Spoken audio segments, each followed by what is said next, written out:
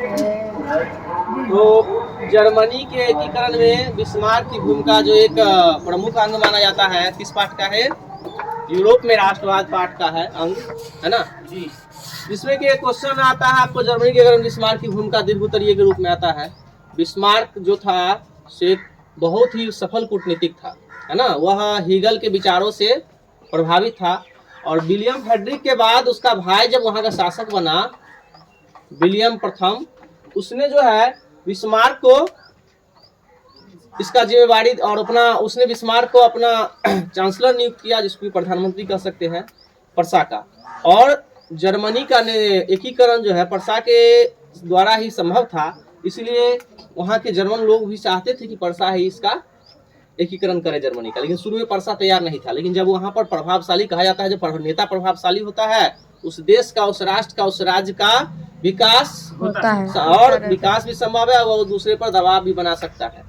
तो उसने बिस्मार्क को, जब वहाँ विलियम प्रथम जब वहाँ का शासक बना, तो उसने बिस्मार्क को अपना चांसलर बनाया।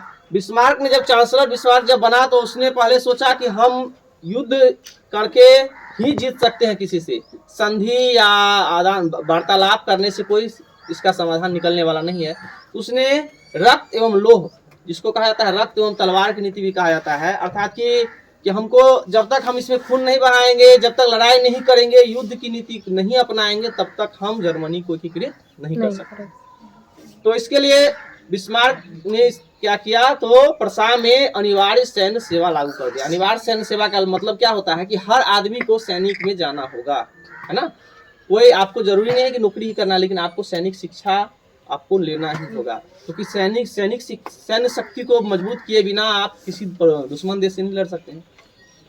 इस कारण से उसने किया। कूटनीतिक की प्रकाष्ठा देखिए कि बिस्मार्क बारी बारी से कमजोर देश से शुरू किया और धीरे धीरे जाकर बाद में शक्तिशाली देश को भी पराजित करके जर्मनी को एकीकृत कर दिया। सबसे पहले उसने क्या किया, तो डेनमार्क के मुद्दे को लेकर डेनमार्क से युद्ध किया, सेल्सविग और हॉल्स्टीन के मुद्दे को लेकर उस पर कब्जा करने के लिए। कब किया? 1864 ईस्वी में उसने किया युद्ध, जिसमें ऑस्ट्रिया को मिला लिया। कहा कि ठीक है, आप भी हमसे मिल जाइए। दोनों ने मिल के लड़ाई लड़ा, और जब लड़ाई में वो जीता दोनों क्षेत्रों को, सेल्सविग और हॉल्स्टीन को, तो ऑस्ट्रिया को दे दिया क्या? हॉल्स्टीन दे दिया ऑस्ट्रिया को, और सेल्सविग रख लिया अपने। हॉल्स्टीन ऑस्ट्रिया को दिया तो पहले वो सोच लिया था कि हॉल्स्टीन में जो है सो ज्यादा जर्मन भाषी लोग रहते हैं।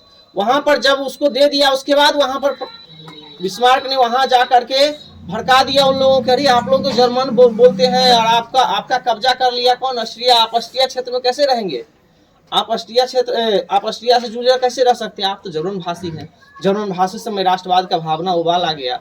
वह जो है सो जब उसमें भावना, उन्होंने जब विद्रोह शुरू कर दिया, अब जब वो विद्रोह किया तो ऑस्ट्रिया को वहां सेना भेजना था। सेना जाता किस होकर के? जर्मनी पर्सा होकर के। पर्सा ने उसको जाने से रोक दिया, कहा हम नहीं जाने देंगे, आपको नहीं जाने देंगे। तो वहां छिड़ गया युद्ध। युद्ध से पहले ही वो दो देशों से संधि कर लिया था। किस किस देश से कर लिया था? रूस, फ्रांस से कर लिया था, और इटली से कर लिया था। फ्रांस को कहा था कि जब युद्ध होगा ना, तब आप जो है थोड़ा साइडे रहिएगा युद्ध से, कुछ दे देंगे। इटली को कहा कि आप जो है ना पीछे से आक्रमण कर दीजिएगा। तो उसको फ्रांस को कहा कि हम आपको इसके बदले में कुछ क्षेत्र अपना दे देंगे। लोग दे दिया, वो अपना साइड रह गया। और इटली जो है सो उधर से आक्रमण कर दिया। इधर फरसा और ऑस्ट्रिया का हो ही रहा था, फरसा और ऑस्ट्रिया का, जिस कारण से क्या हुआ, युद्ध में दोनों तरफ से जकड़ गया कौन? ऑस्ट्रिया। और बुरी तरह क्या हो गया? पराजित। तो ऑस्ट्रिया और जर्मन राष्ट्रवाद के ऑस्ट्रिया के साथ युद्ध हुआ कब? 1866। प्रथम युद्ध हुआ डेनमार्क के साथ, सेल्सविग और हॉल्स्टीन के मुद्दे को लेकर कब? 1864। अब वह समझ रहा था कि हम जिस फ्रांस के सहारे ऑस्ट्रिया को हराए हैं, जब तक हम उसको नहीं हराएंगे तब तक जर्मनी का एकीकरण नहीं हो सकता है। तो उसने क्या किया कि उसी समय जो है सो बिस्मार्क को एक मुद्दा मिल गया, स्पेन में राजगद्दी का मुद्दा, और जिस पर की दावेदारी किसका था? पर्सा के राजकुमार का दावेदारी था। और वह नहीं चाहता था कि हम फ्रांस पर आक्रमण आगे से करें या हम दोषी साबित हो जाए यूरोप में।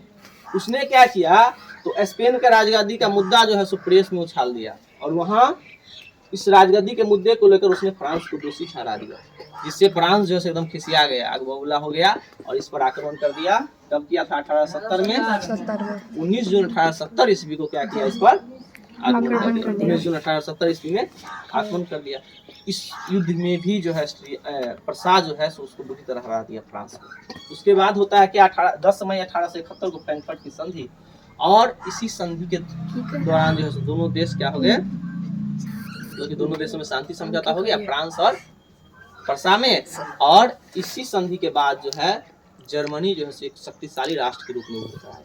तो हम देखें कि किस प्रकार से जर्मनी के एगन बिस्मार्क की भूमिका। तो स्टूडेंट को चाहिए कि वो 3 पॉइंट को अब याद रखे। 3 युद्ध मेन हुआ लड़ा था बिस्मार्क, प्रसा का जो चांसलर था। एक युद्ध लड़ा था डेनमार्क में, सेल्सविग और हॉल्स्टीन। क्षेत्र का नाम थोड़ा डिफिकल्ट होता है, इसको याद रखना जरूरी होता है। सेल्सविग और हॉल्स्टीन के मुद्दे को लेकर लड़ा था। इसमें हॉल्स्टीन दे दिया किसको? ऑस्ट्रिया को। दूसरा हॉल्स्टीन में जर्मन का राष्ट्र, हॉल्स्टीन ऑस्ट्रिया को दिया था। वहां पर जर्मन राष्ट्रवाद का भावना भड़का करके ऑस्ट्रिया से युद्ध किया 1866 में। फिर स्पेन में राजगद्दी के मुद्दे को लेकर फ्रांस से युद्ध किया 1870 में। उसके बाद हुआ फ्रैंकफर्ट की संधि, है ना। वह किस नीति को मानता था? अच्छा, उसका पूरा नाम क्या था? बिस्मार्क का पूरा नाम क्या? किताब में नहीं है, हो सकता है कि ऐसा क्वेश्चन आ जाए एग्जाम में, है ना। उसका ऑटोमन बिस्मार्क पूरा नाम था। ठीक है, तो इस तरीका से आप लोग इसको पढ़िएगा, लिखिएगा। बहुत बहुत धन्यवाद।